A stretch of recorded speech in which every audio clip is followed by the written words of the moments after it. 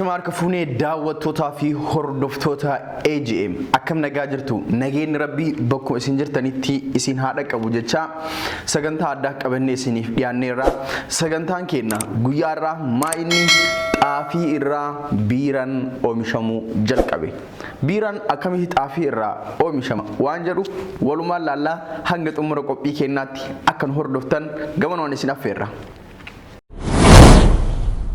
Eegaan hordoftoota keenya warri tamsaasa keenya idilee karaa YouTube channel keenyaatiin hordoftan kan hanga amma miseensa YouTube channel keenya hin tahin YouTube channel keenya subscribe gochuudhaan tamsaasa keenya idilee guyyaa salphaatti akka argattan isin gargaara waan ta'eef hundi keessanuu YouTube channel keenya subscribe godhaa.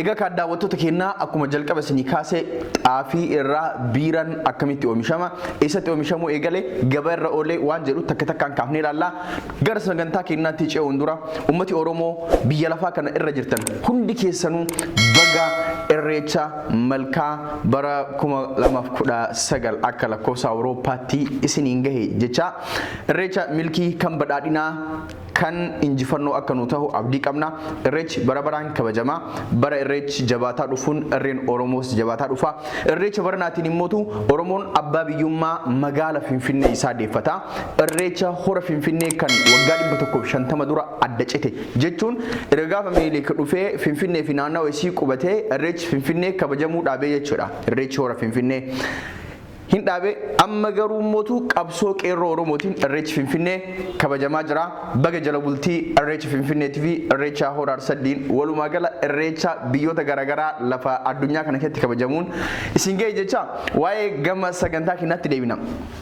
Gama sagantaa keenyaatti yoo deebinu xaafii irraa biiraan oomishamuu eegale.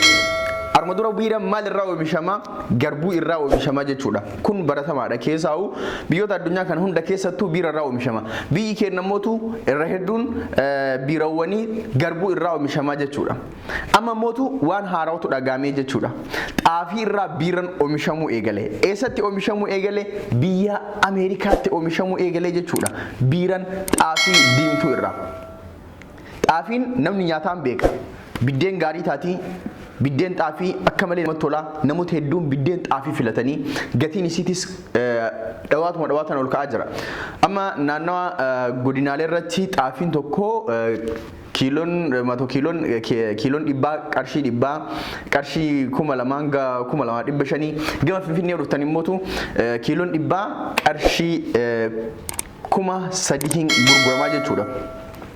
Akka malee qaala'ee jira amma mootu nyaata bira tareetiin xaafiin oomisha biiraatiif gaafa oolu jireenyi Itoophiyaa hangam qaala'e kun Itoophiyaanota hedduutti yaaddoo guddaa ta'ee jira jechuudha mee haa ta'u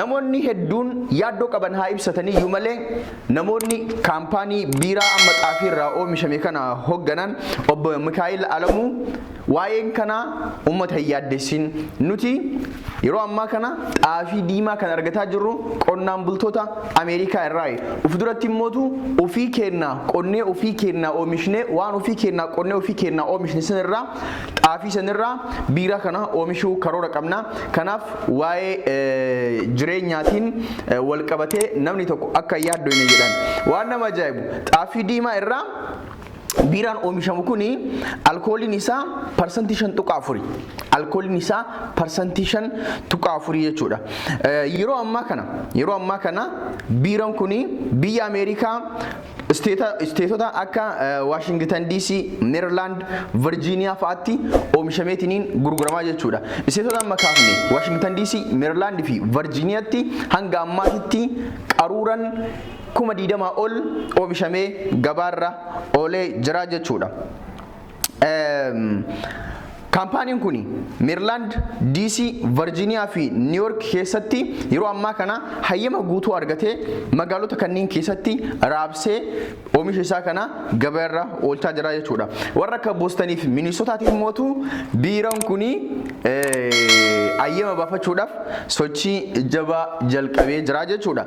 Biiraan kuni biirawwan biraatirraa maaltu adda isa godha? Biiraan tokkichi gatiin biiraa takkitti waan akka wiskii, vodka, maal gosoota haraqee biraatti osoo hin darbiin gosoota biiraa keessaa biiraan kun gatiin isaa takkittiin $33 ta'uun immootu biirawwan addunyaa kana keessa jiran irraa gatii guddaa akka qabaatu isa taasisa jechuudha. Kun waan ajaa'ibaati.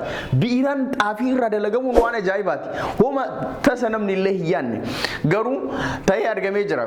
Jireenyi uummattoota keenyaa keessaa uummata biyya keenyaa akka malee qaala'uun isaa waan shakkii hin qabne jechuudha.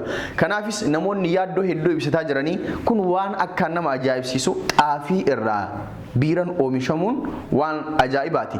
Yeroo ammaa kana xaafii diimaa irraa oomishamaa jira. Obbo Mikaa'el Alamuu akka jedhanitti ofiiratti xaafii adii irraahis biiraa oomishuudhaaf karoora qabannee jirraa jedhan. Biiraan kun akkuma jalqaba isinii kaase biyya Ameerikaatti oomishama. Yeroo ammaa kana DC, Virginia, New York, Maryland kanniinitti ayyama baafateetiin raabsaa jira. Obbo Mikaa'el Alamuu akka jedhanitti biiraan kun ammaaf Ameerikaa keessatti gurgurama. Waggoota 3 booda mootu biiraa kana gama Itoophiyaattis akka ergan dubbatanii jiranii. Kanuma sagantaan keenya kanuma hedduu nama ajaa'iba. Xaafii irraa biiraan oomishame jechuun waan nama ajaa'ibaati. Xaafii dur biddeenan beenaa amma gama alkoolittis jijjiiramtee jirti. Gatiin xaafii qaala'ee jira. Namni biddeenan walii bahuuf deemaa jechuudha. Haa ta'u garuu waan kanarratti jireenyi uummattoota Itoophiyaa akkanaanuu qaala'ee uummanni of dadhabee jira. Mootummaan dhimma kanarratti xiyyeeffannaa kenneetiin jireenyi uummataa akka hin qaaloofne gatiin xaafii akka hin daballe dhaabbanni sunis kaampaaniin sunis xaafii barbaada taananiin kallattii biraatiin akka argachuu danda'u kan haala mijeessuu danda'u qaba. Kanuma isiniin gahuu gama keessan dhufne ammas irra deebinee baga irreecha malkaa geettanii bacaqii gannaa baatanii booqaa birraatitti baga nagaan ceetan isiniin jecha nagaan nu tura. Sagantaan keenya ganumaan goolaba. Sagantaa birootiin hanga walitti deebinutti nagaan nuuf tura. AGM, AGM, AGM, AGM, AGM. siyaasa saba isaa giddu galeessa godhachuun injifannoo sabni ammatti argate itichaa injifannoo caalmaaf hojjechuuf humna nama baratee fi ogeeyyota miidiyaa keessatti ogummaa garaagaraa qaban hedduuf cina hiriirsuun hawwii miidiyaa sabni Oromoo qabu na dhabaasuuf bifa haarawatti of ijaaree adeemsa haarawaan saba isaa tajaajiluuf haal duree hunda xumuree dhufaa jira. AGM miidiyaa seenarra dhaabbatee seenaa hojjechuuf dhaabbate. AGM seenaa kaleessa fakkeenyaa fi bu'uura godhachuun uummata Oromootiif seenaa hojjechuuf dameelee isaa Afrikaa fi Ameerikaatti babal'ifataa jira. Maal kana qofa ogeeyyota ogummaa fi muuxannoo gaazexeessummaa qaban baddaa fi gammoojjii baadiyyaa magaalaa Oromiyaa hunda keessatti qacaruun rakkoo uummata Oromoo hundaaf sagalee ta'uuf ulaagaalee hunda guuttatee dhufaa jira. AGM seenaa, aadaa, duudhaa fi falaasama uummata Oromoo sirna gita bittootaatiin jaarraa tokko oliif harkaa awwaalame qotee qoratee baasuun dhaloota dhaalchisuuf of humneessee ka'eera. AGM injifannoo qabsoo qeerroo Oromootiin argame akka deebi'ee hin laafnetti uwwisa gama miidiyaatiin barbaachisu hundaa laatuun injifannoo haqaa fi abbaa biyyummaa Oromoo itti mirkanaa'u argamsiisuuf ni hojjeta.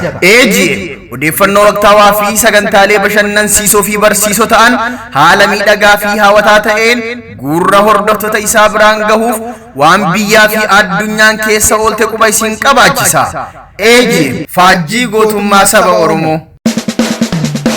AGM, AGM, AGM, AGM, AGM.